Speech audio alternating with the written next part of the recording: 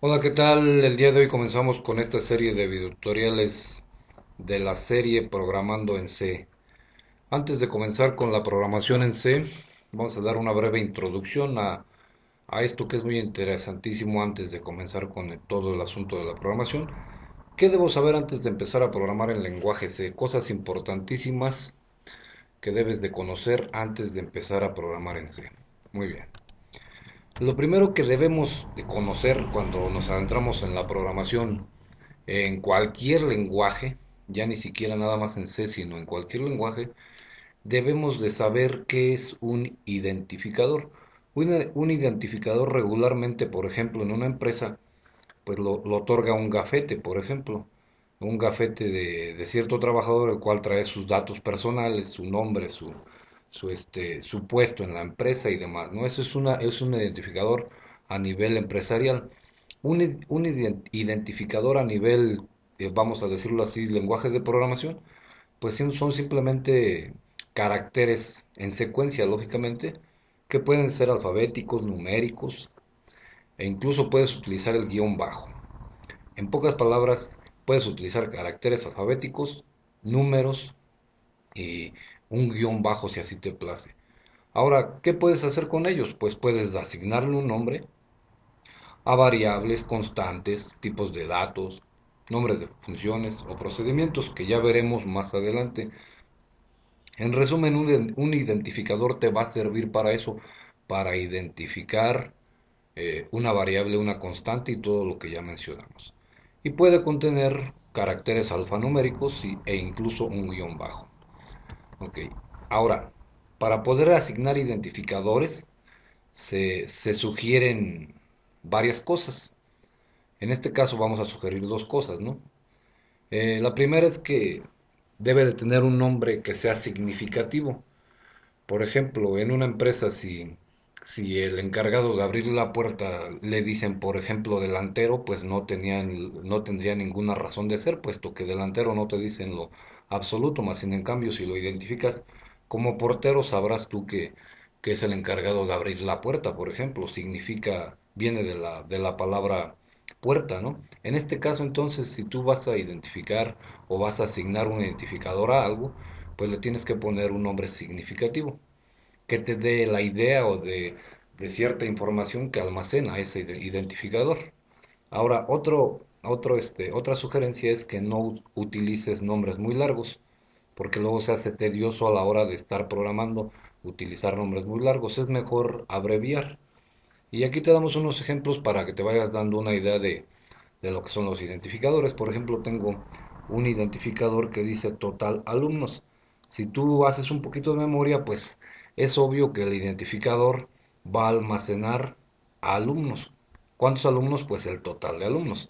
Eh, Incluso puedes abreviar, aquí pudiste haber puesto tot alumnos si así tú lo entiendes. Ahora, el problema no está tanto en que tú lo entiendas, sino recuerda que cuando programas algo que tal vez el día de mañana utilicen otros usuarios y debe de estar estandarizado, digámoslo así. La siguiente, por ejemplo, dice área círculo. Es obvio que en ese identificador hace referencia al área de un círculo. Y pues la siguiente, número positivo, pues hace referencia a un número positivo. Ahora, tenemos aquí dos ejemplos. ¿Cuáles identificadores podrían ser válidos y cuáles no son válidos? Anteriormente dijimos que podían contener caracteres alfanuméricos. Ahora, digamos, si tú quieres crear un nuevo identificador, la palabra número sería válido, puesto que tiene caracteres, en este caso, alfabéticos. El siguiente identificador, YIR 2008, también es válido, ya que contiene caracteres alfanuméricos. Y ya sabemos que pues un identificador no puede tener digamos, un número al principio. Eso no es válido aquí en ningún lenguaje. Ahora, otro nombre de identificador también podría ser base-1, ¿no? Ese podría ser otro nombre de identificador. Otro identificador válido sería la palabra función. También sería válido, puesto que tiene únicamente caracteres alfabéticos. Y división también sería válido.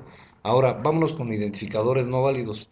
Si a mí se me ocurriera, por ejemplo, poner un identificador con la palabra número y el acento que tenemos en esta parte, ese no sería válido puesto que no se permiten ese tipo de caracteres. Ahora, otro identificador no válido sería este que está aquí. Que mi nombre de identificador comenzara con un signo de interrogación. Ese no es válido. Debe de forzosamente comenzar con una letra, ¿no? Ahora, otro identificador que tampoco sería válido, lo tachamos, es año, puesto que la ñ en programación no se utiliza. Este otro identificador, por ejemplo, de 2007 tampoco sería válido, puesto que a pesar de contener puros numeritos, comienza, digámoslo así, con un número. Podríamos incluso poner, por ejemplo, año, y luego después de año podrías poner 2007, y efectivamente ese sí podría ser un identificador válido, pero este de aquí no nos sirve. Otro que no es válido, pues cuatro puesto que inicia con un numerito. Ya más adelante veremos que un identificador puede ser una variable y por qué no son válidos este tipo de identificadores. Ahora, cuando tú vas a crear identificadores, digámoslo así, tienes la libertad de darle cualquier nombre a tu identificador, lógicamente como a ti te agrade, pero tienes que seguir estas reglas. Aquí están y tienen relación con lo que veíamos en la diapositiva anterior. Una de las reglas principales es que debe comenzar con una letra, de la A a la Z. Puede ser mayúscula o puede ser minúscula, como a ti se te antoje, pero debe comenzar con una letra al principio, mayúscula o minúscula. Y lógicamente no debe contener espacios en blanco. Si a ti se te ocurre poner un identificador, digamos, este, por ejemplo, JN, y luego pones un espacio y por acá pones una I, eso no es un identificador válido. Esto no me sirve. Si yo, por ejemplo, pongo JN y enseguidita la I, eso sí es un identificador válido. Ok, no puede tener espacio en blanco. La siguiente regla es que el lenguaje C distingue mayúsculas y minúsculas. ¿Eso qué quiere decir? Que si tú, por ejemplo, a una variable le pones, bueno, digámoslo así, a un identificador le pones nom y en algún otro momento haces uso de ese identificador, pero se te ocurre, por ejemplo, ponerlo de esta manera, esto y esto que está aquí son diferentes, no son iguales. ¿Por qué? Pues la diferencia la hace la mayúscula y la minúscula.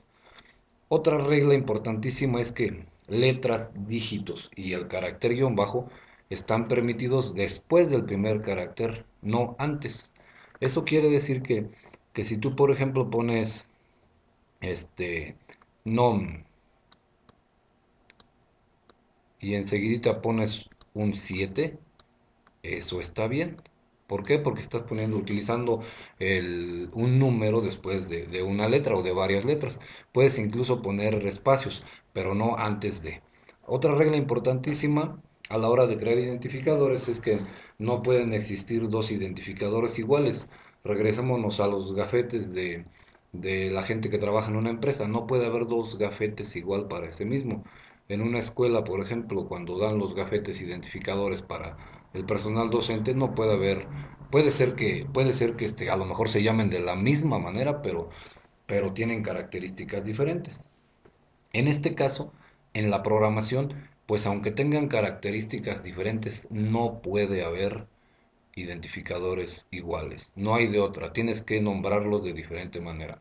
Ahora, digamos la última regla es que no puedes utilizar una palabra reservada como identificador. ¿Cuáles son las palabras reservadas? Las que ya vienen predefinidas para programar. Más adelante veremos cuáles son las palabras reservadas, por ejemplo, cuando estamos programando en C. Ya te vas a ir dando cuenta que de entrada pues es difícil nombrar un identificador con una palabra reservada, puesto que todavía no las conoces, pero ya conociendo las que a ti se te ocurriera ponerle un nombre a un identificador con una palabra reservada del lenguaje, pues no lo vas a poder, simplemente no vas a poder hacerlo.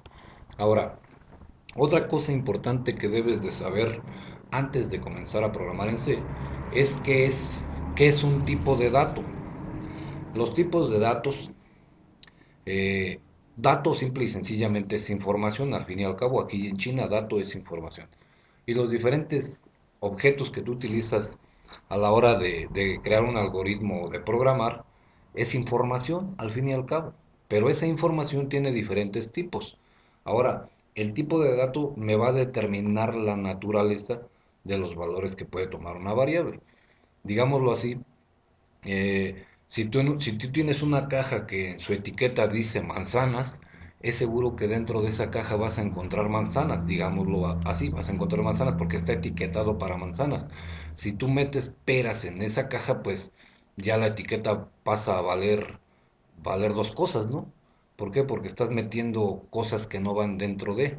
Ahora, los tipos básicos dentro de C son cuatro o cinco, digámoslo, ¿no? También puede existir el famosísimo booleano, pero depende del compilador que estés utilizando, del ID que estés utilizando. Por ejemplo, el Blue Shed Dev me ofrece la enorme ventaja de trabajar con datos booleanos, es decir, verdadero y falso, este, sin necesidad de implementar otras cosas. Pero los básicos son los siguientes. Tenemos del tipo de dato entero, que es conocido también como int, el tipo de dato flotante, que se le conoce como float, el tipo de dato flotante de doble precisión, conocido como double, el tipo carácter, conocido como char, y el tipo void, que en pocas palabras quiere decir vacío o se hace nada, sin valor. Pero ¿qué almacenan estos tipos de datos? Anteriormente, en la diapositiva, en esta dijimos que el tipo de dato pues determina la naturaleza del conjunto de valores que va a almacenar. Por ejemplo, un entero que almacenaría su rango pues va de menos 32.768 a 32.767.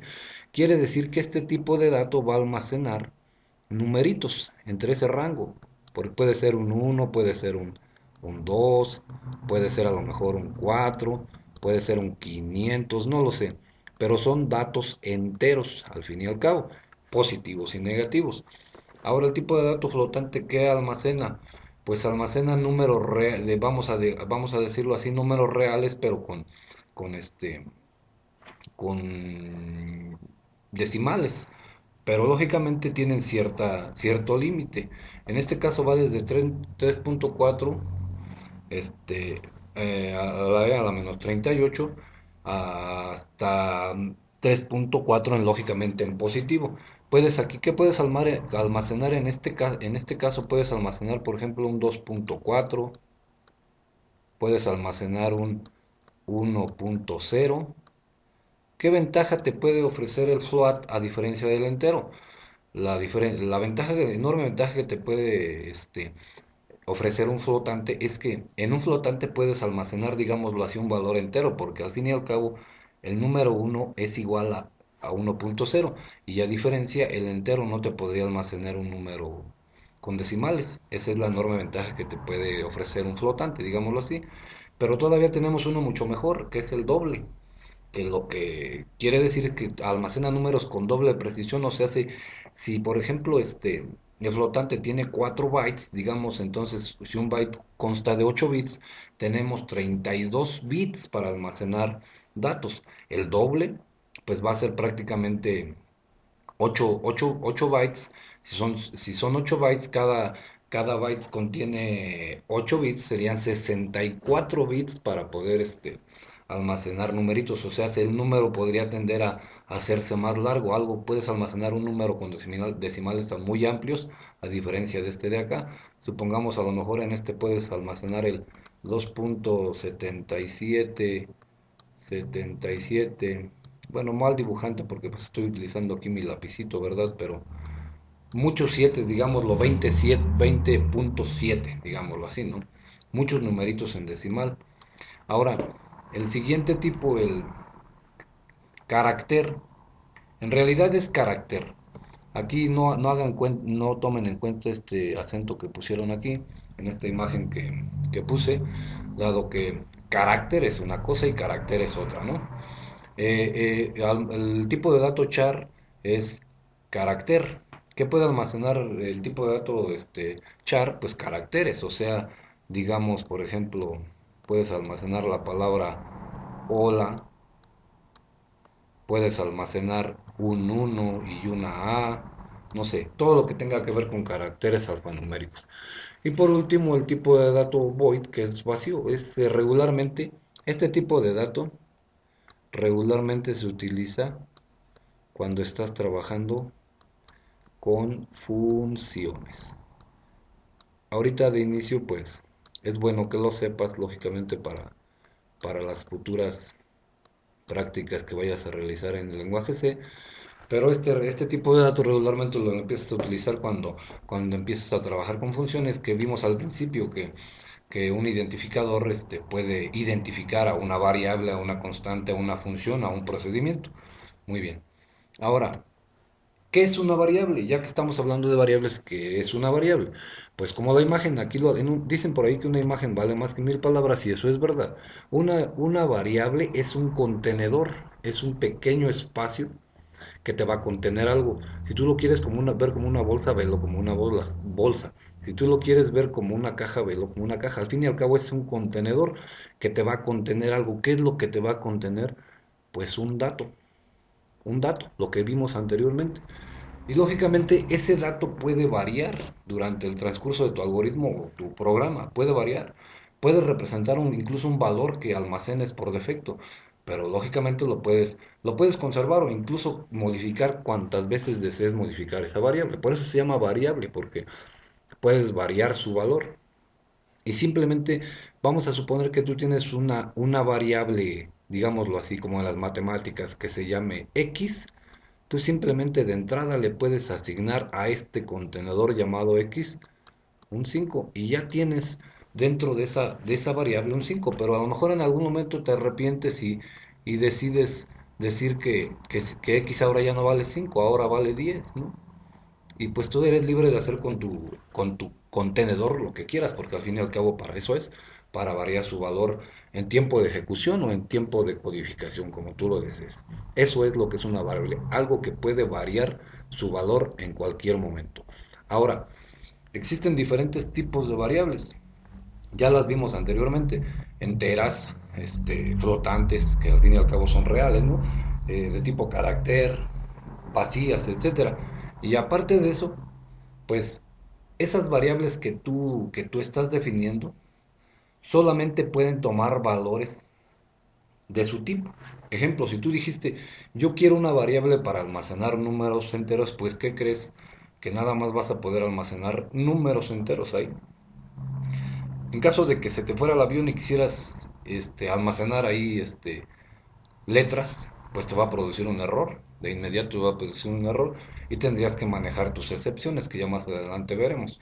Ahora, vuelvo a las imágenes. Hagan de cuenta que este pequeño mueblecito que está aquí, es la memoria, ni más ni menos. Y este chavo que está aquí leyendo su hojita, este, es el manejador de memoria, vamos a decir así, el que está gestionando la memoria. Él es el encargado de ir checando que no ocurra nada, que no andes poniendo cosas donde no van.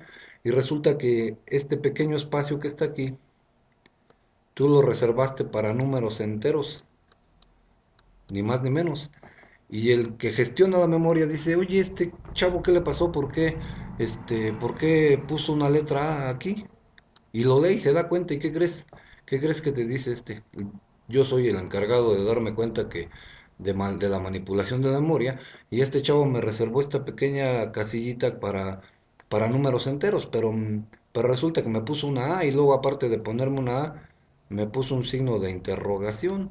Pues ¿qué crees que te va a hacer? Te va a mandar una espantosa X, diría Chabelo, ni más ni menos. Un errorzote.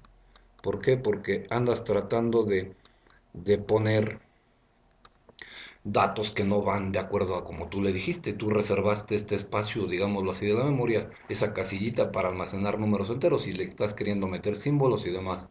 Este, de inmediato el gestor de memoria dice, no puede ser posible, este cuate no puede almacenar esto aquí. Así de sencillo es el asunto. Digámoslo así, los nenes con los nenes, las nenas con las nenas, lo decía Chicoche, no puedes revolver manzanas con peras. Ahora, ¿cómo se declaran las variables en lenguaje C? Para declarar las variables en lenguaje C es muy sencillo. todo, absolutamente todo, todo lo que tenga que ver con término variable, incluso con constante, antes de usar esas variables las tienes que declarar, no hay de otra. Tienes que decirle a la memoria, ¿sabes qué? Necesito que me ayudes, necesito que me reserves una casillita de tantas que tienes para almacenar datos. Las tienes que declarar de a fuercita, no hay de otra, sino tu compilador va a detectar que no las tienes declaradas y nunca va a correr tu programa, ¿no? Ahora, cada variable, lógicamente, entonces debe de tener asociada a ella un tipo eh, y un nombre y un valor. Ya lo vimos, hasta ahorita hemos visto tipos y nombres. Digámoslo así, ya vimos tipos de datos y los nombres son los identificadores. Y puede tener un valor de entrada o no lo puede tener si así lo quieres. Ahora, ¿cómo se hace eso? Simple y sencillamente siguiendo la sintaxis que tenemos aquí, lo primero que tienes que poner es el tipo de dato, pones un espacio y enseguidita el identificador de la variable o variables. Ahorita van a ver por qué variables. Y simplemente si estás programando en lenguaje C y lo que quieres es una variable para almacenar números enteros, pues pones la palabra reservada int y enseguidita pones la variable. En este caso, da lo mismo, por ejemplo, poner int y luego pones la letra i y enseguidita pones el punto y coma. Y en la parte de abajo puedes volver a poner int y luego pones la j, punto y coma. Eso que ni qué, punto y coma es como el ADN de los programadores, ni más ni menos. Si en algún momento se te olvida tu punto y coma, pues todo no va a funcionar. Ahora, esto que acabo de poner aquí es lo mismo que ponerlo acá. Si tú estás declarando variables del mismo tipo, no hay necesidad de que las vayas declarando línea por línea. Simplemente las puedes ir declarando en la misma línea separadas por una coma y ya cuando hayas terminado pones un punto y coma. Si vas a declarar una variable en la cual vayas a almacenar números flotantes, es decir, con decimales, pones la palabra reservada float. Float es una palabra reservada. No puedes ponerle a una variable, anteriormente veíamos que no podías ponerle un nombre a un identificador, pues a una variable con una palabra reservada. Int, float, char y todo ese rollo son palabras reservadas que tú no vas a poder utilizar para poner identificadores. En este caso estamos declarando una variable de tipo flotante, la cual se llama así, y como es la única, pues simplemente ya no ponemos comita. Y esta es la manera para declarar una variable de tipo char. Ahora, ojo con lo que va a estar aquí. Aquí hay dos, una variable de tipo char que se llama s y una variable de tipo char que se llama num. Pero ¿qué diferencia hay entre esta y esta? Muy fácil. Si tú declaras a esta variable de tipo char, le estás diciendo que vas a declarar una variable que se llama s, acá lo voy a poner, la cual únicamente va a poder tener, ¿qué crees? Un carácter, o sea, la A, la B, un uno, un 5, porque al fin y al cabo ese número es un carácter, ¿no? No vas a poder almacenar más que uno. ¿Qué diferencia hay con el de acá? Muy sencillo. No vas a poder almacenar hasta 25 caracteres. Cuando tú no le pones corchetitos y el tamaño, nada más vas a poder almacenar uno. Cuando tú le pones el tamaño, esto que está aquí entre corchetitos, significa el tamaño